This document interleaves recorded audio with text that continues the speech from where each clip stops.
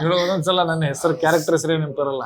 ಒಂದ್ಸಲ ಅವಳು ನಮ್ಮ ರತ್ನ ಹೇಳ್ತಿದ್ಲು, ಒಂದ್ಸಲ ಅವಳು ರತ್ನಂಗ್ ಹೇಳ್ತಿದ್ಲಂತೆ, ಏನೋ ಒಂದು ಬಿಸಿಲಿದ್ದಾಳೆ, ಏ ಇವ್ರನ್ನ ಕರಿಯೇ, ಯಾರು ಏ ಇವ್ರ ಕಡೆ ನಮ್ಮ ಮಾವನ್ ಕ್ಯಾರೆಕ್ಟರ್ ಮಾಡ್ತಾರಲ್ಲ, ಮಾವನ ಯಾರು ನಾಗೇಂದ್ರ ಶಾಸರ, ಏ ಇಲ್ಲ ಕಣೆ ಮಾವ ಕಣೆ, ಅಂದ್ರೆ ಇರುತ್ತೆ ಮಾವನ್ ಕ್ಯಾರೆಕ್ಟರ್ ಕಣೆ, ಯಾರೇ ಅದೇ ಅಣ್ಣಯ್ಯ ಕಣೆ ಅಂತ. ಅವರು ಅಯ್ಯೋ ಎಲ್ಲಾದ್ರೂ ಹೇಳಿ ಹೇಳಿ ಅವ್ರಿಗೂ ಅಣ್ಣ ಅನ್ನೋದೇ ಬಂದ್ಬಿಡುತ್ತೆ.